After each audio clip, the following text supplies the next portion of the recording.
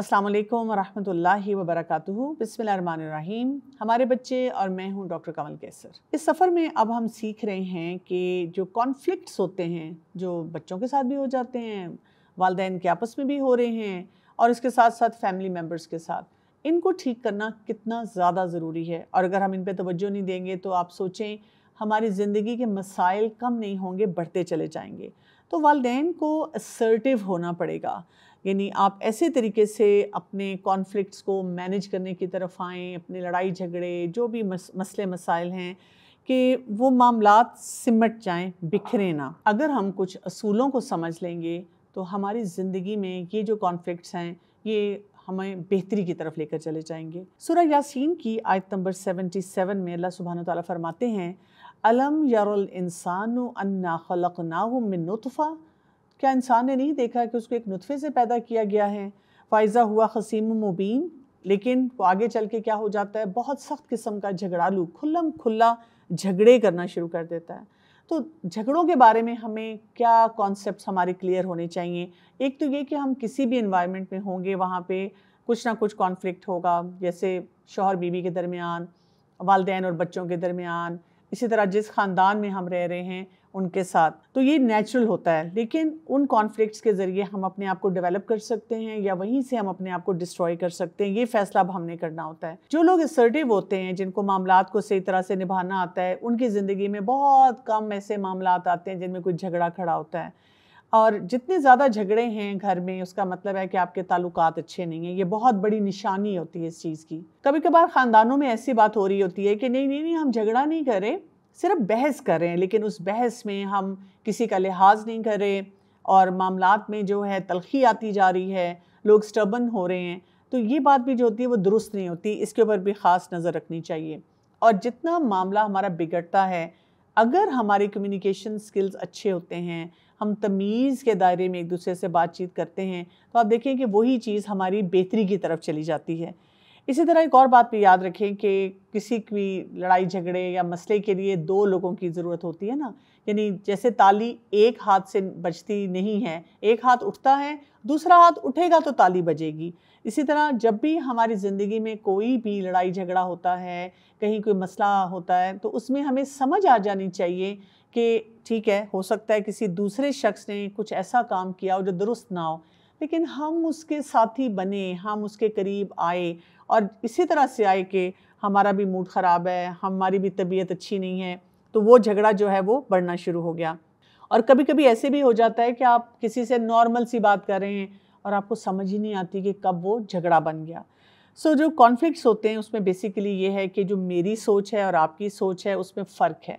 और उसमें जो फ़र्क होता है किस वजह से होता है, हमारे बैकग्राउंड का होता है, जो मेरी नीड्स हैं उसका फ़र्क होगा, मेरा इंटरेस्ट किस चीज़ का है, मुझे परेशानी क्या है। और इसी वजह से आप देखें कि टिपिकली घरों में हस्बैंड वाइफ, फिर बच्चे और जो वालिदैन हैं, और इसी तरह से आपकी एक्सटेंडेड फैमिली हो सकती है, उन सब के दरमियान इस किस्म के मामलात आ जाते हैं। जब भी ज़्यादा झगड़े होते हैं घरों में, उसकी वजह से हम देखते हैं कि हमारा मोरल बहुत डाउन हो जाता है, उस रिश्ते में हमारा इन्वेस्ट करने को दिल नहीं चाहता, हमारी अपनी प्रोडक्टिविटी भी बहुत कम हो जाती है, कोई काम नहीं कर सकते, कोई चीज़ सीखनी है उस पर हमारा दिल होता है कि कोई फ़ायदा नहीं है, इसमें क्यों इन्वेस्ट करें, ये काम क्यों हम ऐसे तरीके से करें। हम बहुत से कामों में, मामलात में इंटरेस्ट लेना छोड़ देते हैं और हमारा 25 से 30% जो वक्त होता है वो उन्हीं झगड़ों में और उनकी जो कॉम्प्लिकेशंस होती हैं उनके दरमियान गुजरना शुरू हो जाता है। और इसकी वजह से आप देखें कि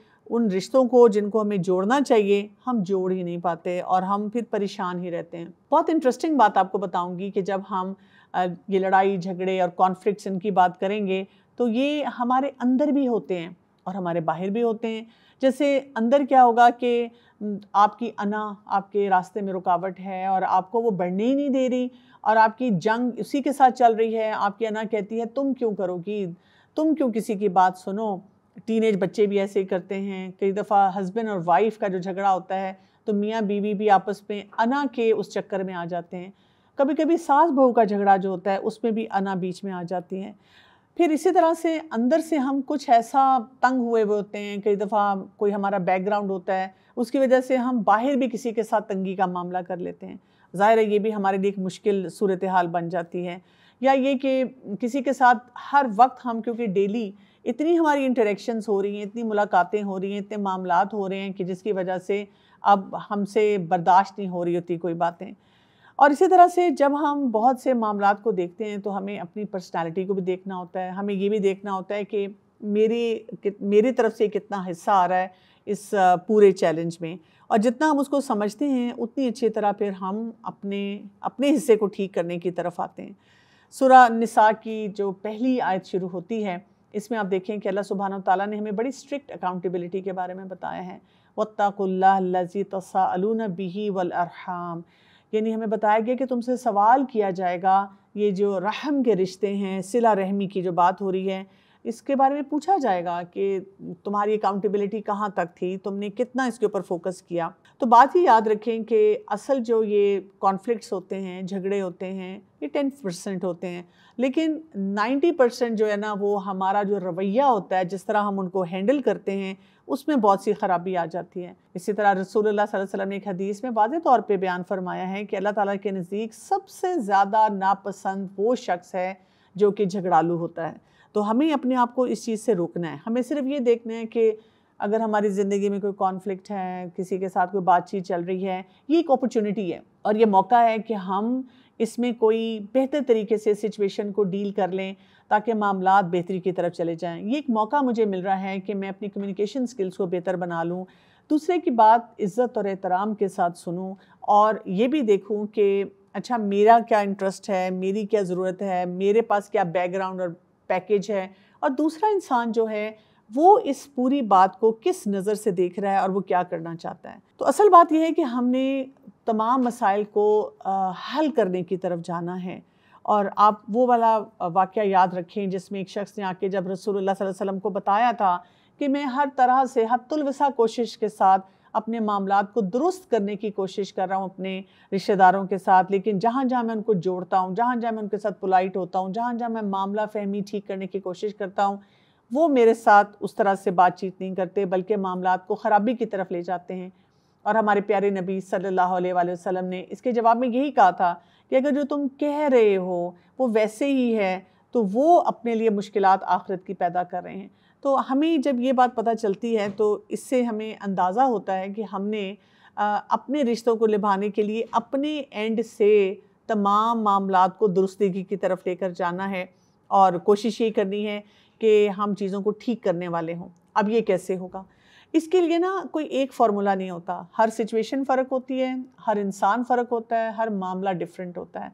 तो अक्लमंद इंसान वो होता है जो मौके की नज़ाकत को देखकर फ़ैसला करे कि मुझे क्या करना है। एक्सपर्ट्स हमें ये बताते हैं कि 5 तरीके हैं जिनसे हम किसी भी कॉन्फ्लिक्ट को, झगड़े को, मसले को हल कर सकते हैं। उसमें एक तरीका तो ये होता है कि हम कम्पीट करें, यानी जब कोई ऐसी इमरजेंसी की सिचुएशन होती है जहाँ पे हमें लगता है कि कोई हलाल हराम की बाउंड्री है, लाइफ एंड डेथ सिचुएशन है, तो वहाँ पर अब हमें क्या करना होगा कि हमने दूसरे का कॉपरेशन नहीं देखना बल्कि जो काम करने वाला है वो करके दूसरे इंसान को उस मुश्किल में से निकालना होता है। इसी तरह से दूसरा जो तरीका होता है वो कोलैबोरेटिव होता है। कोलैबोरेशन में क्या होता है कि हम दूसरे से जितना उससे ताउन मिल सकता है वो ताउन लेते हैं और फिर अपनी बात जो होते हैं उसको बताते हैं, और इन अ वे आप देखें कि दोनों को एक बात समझ आ जाती है कि हाँ हाँ इस मामले को ऐसे ही करना चाहिए, और फिर हम उसको अच्छे तरीके से दोनों मिलकर उस मसले को हल करते हैं। अच्छा, एक तरीका अवॉइडिंग का भी होता है। हमें हैरत होगी कि अच्छा अवॉइड करना चाहिए, जैसे कभी कभार हम कहते हैं कि हाँ झगड़ों को तो अवॉइड करना चाहिए, लेकिन जब हम अवॉइड करते हैं तो वो तो जी झगड़े फैलते चले जाते हैं, दूसरा इंसान हम पे हावी हो जाता है। कि मैं उस अवॉइड करने की बात नहीं कर रही हूँ। जैसे आप देखें कि कभी कभी जब आपको लग रहा है कि कोई आपके साथ कोऑपरेट नहीं कर रहा, दूसरा आपको लग रहा है कि आप रिश्ता ऐसा है कि आप बहुत ज़्यादा असर्ट नहीं करना चाह रहे हैं, आप उनकी इज़्ज़त करते हैं, आप उनका एहतराम करते हैं, या दूसरा इंसान जो है वो बहुत गुस्से में है, बेचैन है, उसको थोड़ा सा अपने आप को ठंडा करने की ज़रूरत है, तो मौके की नज़ाकत को देखते हुए आप वक्ती तौर पे खामोश हो जाते हैं कि अभी के लिए झगड़ा जो है वो ख़त्म हो जाए,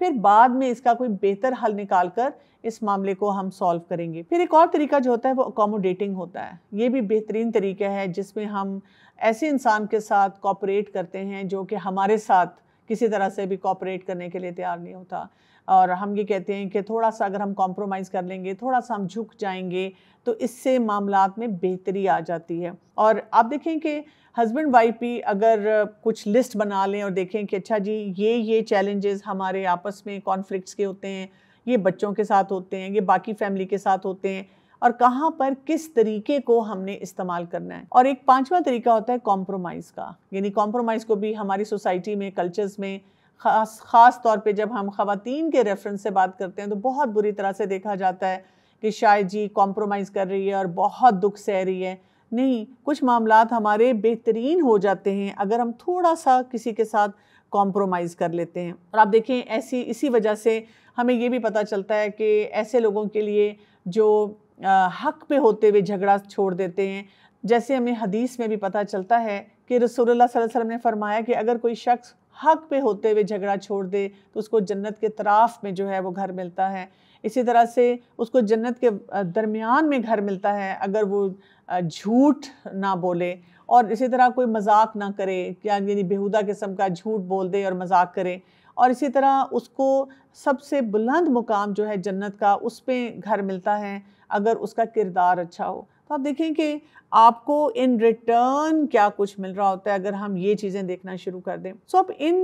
ये जो मॉडल मैंने भी आपको बताया है, इसको हम अपने घर में कैसे अप्लाई कर सकते हैं। इसमें जैसे मैंने आपको कंपीटिंग की बात की थी कि आपने काम करना है जहां आपको लगता है कि कोई बहुत ही आउटरेजियस किस्म का, बहुत ही गलत कोई काम हो रहा है, हराम डोमेन में कोई जा रहा है, तो वहाँ पर आपको रोकने के लिए ज़्यादा ज़रा समझें थोड़ी सी एग्रेसिव अप्रोच अपनानी पड़ती है। उसमें मारपीट नहीं होती, लेकिन कोई ऐसा तरीका होता है जिसमें हम प्रॉपर तरीके से स्टैंड लेते हैं कि ये काम नहीं होगा और इसके लिए आप बिल्कुल इस डोमेन में ना आएँ।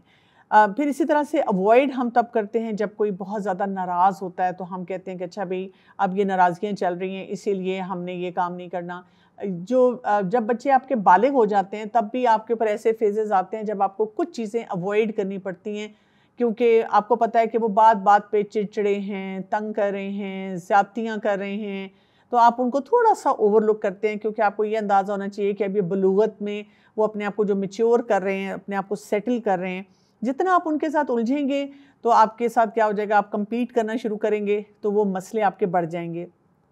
इसी तरह जहाँ पे हमें लगता है कि कोई हार्मलेस सी एक्टिविटीज़ हैं, कोई इतना मसला नहीं है, तो हम उनको अकोमोडेट करते चले जाते हैं। कोलैबोरेट करने के लिए क्या करना होता है, दोनों जो मियाँ और बीवी को ये सोचना होता है कि हमें कोई एक विज़न रखनी है, हमने अपने बच्चों को कैसे लेके चलना है, कैसे उनकी हमने तरबियत करनी है, कैसे उनको दीन सिखाना है। और जब आप इस पूरे अमल में चल रहे होते हैं तो आप कहते हैं कि हम एक दूसरे की कमी कोताही को भी थोड़ा सा दरगुजर करेंगे और वहाँ पे हम कॉम्प्रोमाइज़ करना शुरू कर दें। तो आप देखें बहुत से आपके फ़ैसले और बहुत से आपके मसले जो हैं इस चीज़ को समझने से हल होना शुरू हो जाते हैं। इसी तरह ये भी याद रखें कि हमने अपने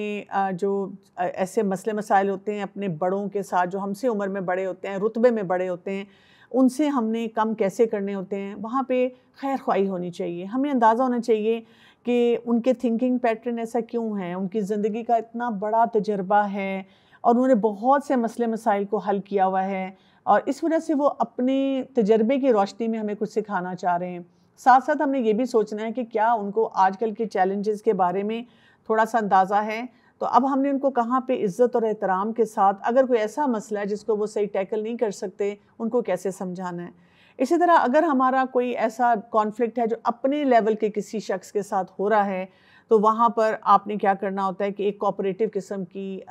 एक कोऑपरेटिव सा माहौल बनाना होता है जिसमें आप कम्युनिकेशन स्किल्स को अपने स्ट्रॉन्ग करते हैं और उसके साथ साथ फिर आप उनको अपना पर्सपेक्टिव, अपनी जो सोच होती है वो बताने की कोशिश करते हैं। फिर इसके बाद हमारे वो मसले मसाइल जो हमसे जूनियर होते हैं, हमसे नीचे होते हैं, उनके साथ आ जाते हैं। तो यहाँ पर भी हमने क्या करना होता है कि अपनी एक्सपेक्टेशन को बहुत क्लियर करना होता है। और जैसे ख़ास तौर पे जब तरबियत औलाद की हम बात करते हैं,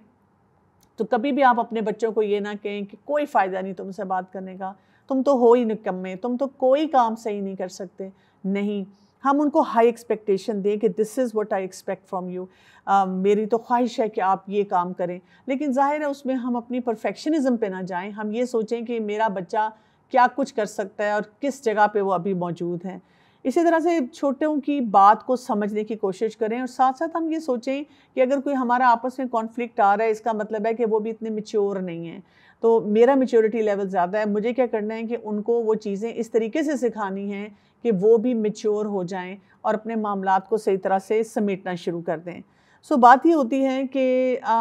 जो अफराद होते हैं हमारी ज़िंदगी में और जो मसाइल होते हैं उनको थोड़ा सा अलग करना पड़ेगा। अलग करेंगे तो फिर हमें ये बात समझ आएगी कि जिन झगड़ों को हमने बहुत बड़ा अपनी ज़िंदगी में बना लिया है और जिनके लिए हम इतने ज़्यादा परेशान होकर जगह जगह पे फिर रहे हैं और हमें समझ नहीं आ रही कि हम कैसे फ़ैसले करें, उनको सेपरेट करके और इस तरह से सिचुएशंस को देख के मैनेज करना आसान हो जाता है। तो यहाँ तक आप गौर व फ़िक्र करें और इंशाल्लाह नेक्स्ट एपिसोड में हम बात करेंगे कि सही बेहतरीन फ़ैसले कैसे करने चाहिए। इजाज़त चाहती हूँ। अस्सलामु अलैकुम व रहमतुल्लाहि व बरकातुहू।